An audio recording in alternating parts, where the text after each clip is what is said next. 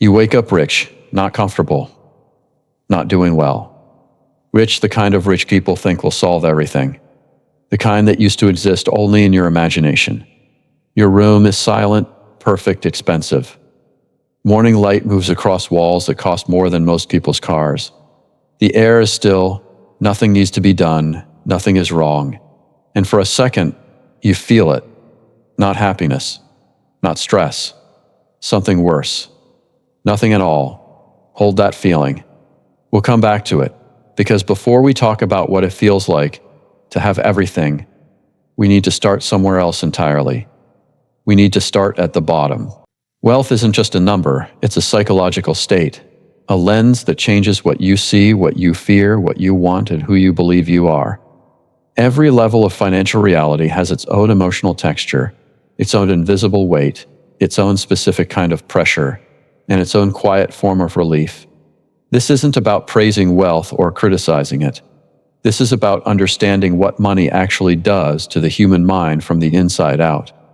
Because every level feels completely different when you're the one living inside it. So let's start at the beginning. Level 1. Survival mode. The constant pressure. You check your phone before you get out of bed. Not for messages, not for the news, but for your bank balance. The number is small. You already knew it would be, but you check anyway, like maybe overnight the math changed. It didn't. This is financial hypervigilance, where your nervous system is locked onto scarcity. Every decision becomes a calculation. Coffee becomes lunch. Shoes become days of groceries. You are not choosing what you want. You are choosing what you can survive, not what you love, not what you want. What keeps the system running one more day? You feel it in your body, a constant tension behind your eyes, a tightness when the bill arrives, a rehearsed casual tone when you say you're not hungry, when the truth is something else. This level isn't laziness or failure, it's triage. Every day, a quiet calculation of what matters most right now. And yet there is something brutally clear about this level. Everything unnecessary has already been stripped away. The people who remain matter. The priorities are real. There is something sharp, something focused, something almost powerful about survival. Level 2. Stability. The first exhale. Then something shifts. Maybe it's a raise, a paid debt, or just a moment where the numbers stop being urgent. One morning you check your account and the tension doesn't show up. Psychologists call this the security threshold. The moment your nervous system begins to believe the floor will hold. And for a while it feels like everything. You breathe differently. You sleep deeper. The noise in your head starts to fade. For the first time in a long time, your mind goes quiet. And that silence doesn't feel like peace, it feels exposed. You had gotten used to the noise, the constant calculation, the background stress, the pressure filling every gap in your thinking. Now it's gone and you're left with stillness you don't quite recognize. Most people think this relief will last forever. It doesn't. The brain adapts quickly. What once felt like freedom becomes normal. You're not ungrateful, but the feeling fades. So your attention shifts upward.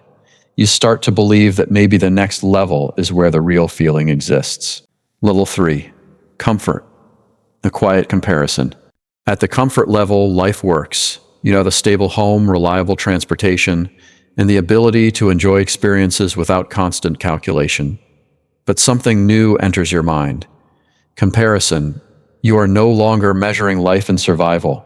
You are measuring it in proximity to people who have more. A slightly better house, a slightly nicer lifestyle, a slightly more effortless existence.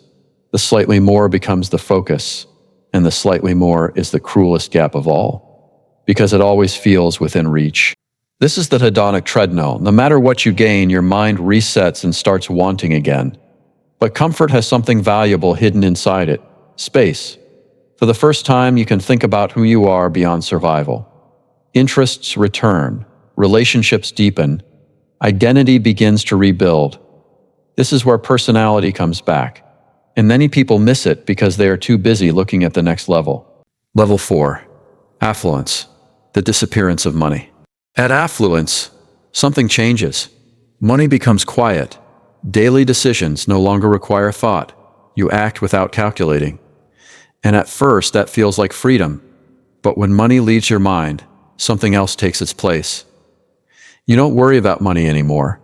You worry about meaning. And that problem is far more complex. You start asking questions you thought success would answer. You solved money. You didn't solve yourself. Relationships become harder to read. You question intentions. You think about who knew you before. Generosity becomes complicated. Give too much, it feels transactional. Give too little, it feels selfish. And beneath it all, there's a quiet realization. The version of you who was chasing this life had more direction than the version who arrived. Arrival is not as simple as it seemed from a distance. Level 5. Wealth. When the rules change. At true wealth, the rules change. The world begins to adjust itself around you. People agree more. Friction disappears. Inconveniences are removed before they reach you. And slowly, without noticing, something shifts internally. When no one tells you no anymore, you lose the ability to recognize yourself without resistance. The pushback that once defined your limits disappears, and your sense of self starts to blur. At the same time, you begin buying back time, assistance, services, shortcuts, every obstacle removed. This creates real freedom, the ability to focus entirely on what you choose. But there is a hidden cost. The feedback loops that keep you connected to reality begin to fade. The cage at this level is real, it's just invisible and lined with comfort. Final level, the empty ceiling. Nothing left to gain. Now we return to that room, the silence, the stillness, the feeling that something should be there but isn't. At the highest levels of wealth, research shows something surprising. Happiness plateaus, it doesn't collapse, and it doesn't rise, it stabilizes. The numbers scale infinitely, but the feeling does not scale at all. You can keep adding more, but your daily emotional experience barely changes. You spend years climbing, believing the next level will unlock something deeper. But when you reach the top, you realize there is no next emotional level waiting. What replaces it is something else. A search for meaning, for connection, for something that cannot be bought or optimized. Many of the most restless people in the world are the ones who have already solved every problem money can solve. Why does this happen? Because the human brain was not built for arrival. It was built for pursuit. The reward system responds most strongly to progress, not possession. Every level of wealth is a response to the one below it. And every level reveals the same truth. The feeling you were chasing was never in the destination. It was in the movement, in the growth, in the version of you that was still becoming. So here's the question. What level are you at right now? And what are you expecting to feel when you reach the next one? Because every person at every level believes the answer is just one step higher. But the reality is simpler and harder to accept. The life you are waiting to feel is already happening. And if you miss it here, you will miss it there too. We spend so much of our lives obsessing over the finish line that we forget how to run. But true wealth, the kind that doesn't evaporate when the numbers change, is learning how to be present in the friction. It's about mastering your own mind before the money simply amplifies your flaws.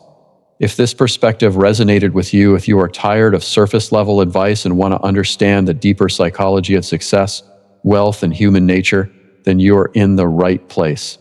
Hit the subscribe button and join us here. We don't just blindly chase the next level, we decode the game itself. Let's navigate the climb together.